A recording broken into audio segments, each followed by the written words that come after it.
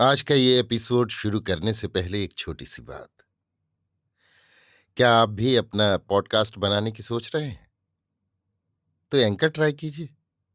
ये पॉडकास्ट बनाने का सबसे आसान तरीका है। नंबर 1, ये फ्री है। नंबर 2, इसमें कई सारे ऐसे टूल्स हैं जो आपको अपने फ़ोन और कंप्यूटर पर रिकॉर्ड और एडिट करने की फैसिलिटी देते हैं। नंबर 3, आप अपने पॉडकास्ट को डिस्ट्रीब्यूट भी कर सकते हैं, जिससे इसे स्पॉटिफाई और दूसरे प्लेटफॉर्म पर सुना जा सके। तो डाउनलोड कीजिए फ्री एंकर ऐप या विजिट कीजिए anchor.fm पर अपना पॉडकास्ट स्टार्ट करने के लिए। ये तो थी एक छोटी सी जानकारी, और अब शुरू करते हैं एपिसोड का सिलसिला। तो आज के एपिसोड में लीजिए सुनिए रविन्द्रनाथ टैगोर के लिखे उपन्यास चोखेर बाली के हिंदी अनुवाद आंख की किरकिरी का भाग 29, मेरी यानी समीर गोस्वामी की आवाज में। आशा ने एक दिन अन्नपूर्णा से कहा, अच्छा मौसी, मौसा जी की तुम्हें याद है? अन्नपूर्णा ने कहा, मैं 11 बरस की उम्र में विधवा हुई थी। पति की मूर्ति छाया सी याद पड़ती है। आशा ने पूछा, तो फिर तुम किसका ध्यान किया करती हो मौसी? अन्नपूर्णा ने कहा, मेरे पति अब जिनमें मौजूद हैं उन्हीं भगवान का। आशा ने कहा, उससे तुम्हें सुख मिलता है? अन्नपूर्णा स्नेह के साथ आशा के सिर पर हाथ फेरती हुई बोली, मेरे मन की बात तू क्या समझ सकेगी बेटी? ये तो मेरा मन जानता है, या वही जानते हैं जिनका मैं ध्यान करती हूं। आशा अपने मन में सोचने लगी, मैं जिनकी बात रात दिन सोचा करती हूं, वे क्या मेरे मन की बात नहीं जानते? मैं तो अच्छी तरह चिट्ठी नहीं लिख सकती, इसलिए नहीं लिख सकी, पर उन्होंने क्यों चिट्ठी लिखना छोड़ दिया? आशा को कई दिनों से महेंद्र की कोई चिट्ठी नहीं मिली। एक गहरी सांस लेकर फिर वो मन ही मन सोचने लगी, आंख की किरकिरी अगर पास में होती तो वो मेरे मन की बात सब ठीक तरह से लिख देती। भद्दी लिखावट की तुच्छ चिट्ठी पति के पास जाएगी तो वो आदर नहीं पाएगी, इस बात का ख्याल करके चिट्ठी लिखने को आशा का हाथ ही नहीं उठता। वो जितना ही संभाल संभाल कर लिखना चाहती, उतने ही उसके अक्षर बिगड़ जाते। मन की बात को वो जितना ही ज्यादा सजा सजा कर लिखने की कोशिश करती, उतने ही उसके वाक्य अधूरे रह जाते। 1000 कोशिश करने पर भी पूरे नहीं होते। अगर सिर्फ एक शब्द श्री चरणेशु लिखकर उसके नीचे अपना नाम लिख देने से महेंद्र अंतर्यामी देवता की तरह उसके मन की सब बातें समझ जाता, तो आशा का चिट्ठी लिखना सार्थक हो जाता। विधाता ने इतना प्रेम दिया, जरा सी भाषा क्यों नहीं दी? मंदिर से संध्या आरती के बाद घर लौटकर आशा अन्नपूर्णा के पैरों के पास बैठी धीरे धीरे उनके पैरों पर हाथ फेरने लगी। बहुत देर चुप रहने के बाद वो बोली, मौसी, तुम जो कहा करती हो पति की देवता के समान सेवा करना स्त्री का धर्म है, पर जो स्त्री मूर्ख है, जिसकी बुद्धि नहीं, जानती नहीं कि कैसे पति की सेवा की जाती है, उसे क्या करना चाहिए? अन्नपूर्णा कुछ देर तक आशा के मुंह की तरफ देखती रही, फिर एक गहरी किंतु दबी हुई सांस लेकर बोली, बेटी, मैं भी तो मूर्ख हूं, फिर भी तो मैं भगवान की सेवा किया करती हूं। आशा ने कहा, वे जो तुम्हारे मन को जानते हैं इसी से प्रसन्न होते हैं, पर मान लो पति अगर मूर्खा की सेवा से प्रसन्न ना हो?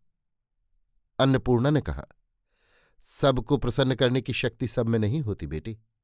स्त्री अगर आंतरिक श्रद्धा भक्ति से पति की सेवा और गृहस्थी का काम करे तो पति उसे तुच्छ समझकर भले ही ठुकरा दे, स्वयं जगदीश्वर उसे जरूर अपना लेते हैं। आशा बिना कुछ उत्तर दिए चुपचाप बैठी रही। मौसी की इस बात से सांत्वना पाने के लिए उसने बहुत चेष्टा की, पर यह बात उसके मन में किसी तरह बैठी ही नहीं कि पति जिसे तुच्छ समझकर ठुकरा देगा, जगदीश्वर उसे कैसे सार्थकता दे सकते हैं। वो नीचे को दृष्टि किए अपनी मौसी के पैरों पर हाथ फेरने लगी।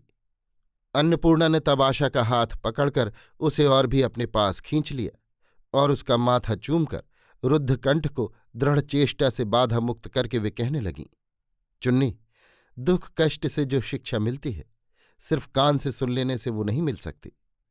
तेरी इस मौसी ने भी एक दिन तेरी सी उम्र में तेरी ही तरह घर संसार के साथ बड़ा भारी लेन देन का संबंध जोड़ा था। तब मैं भी तेरी ही तरह सोचा करती थी कि जिसकी सेवा करूंगी उसे संतोष क्यों नहीं होगा, जिसकी पूजा करूंगी उसका प्रसाद क्यों नहीं पाऊंगी, जिसके लिए मैं भलाई की चेष्टा करूंगी वो मेरी चेष्टा को भला क्यों नहीं समझेगा। किंतु मैंने पग पग पर देखा कि ऐसा नहीं होता। अंत में एक दिन असह्य मालूम हुआ। देखा कि संसार में मेरा सब कुछ व्यर्थ हो गया है। उसी दिन मैं घर संसार त्याग कर चली आई। आज देख रही हूं कि मेरा कुछ भी निष्फल नहीं गया। अरे बिटिया, जिनके साथ असल लेन देन का संबंध है, जो इस संसार के हाट के मूल महाजन हैं, वे ही मेरा सब कुछ ग्रहण कर रहे थे। हृदय में बैठकर आज वे इस बात को स्वीकार कर रहे हैं। तब अगर मैं ऐसा जानती, अगर उनका काम समझकर संसार का काम करती, उन्हीं को दे रही हूं समझकर संसार को अपना हृदय दे देती, तो कौन मुझे दुख दे सकता था। आशा बिस्तर पर पड़ी पड़ी बहुत रात तक बहुत बातें सोचती रही, तो भी अच्छी तरह वो कुछ समझ न सकी। किंतु पुण्यवती मौसी के प्रति उसी की असीम भक्ति थी। उस मौसी की बात को पूरी तरह समझ में न आने पर भी उसने एक प्रकार से शिरोधार्य कर लिया।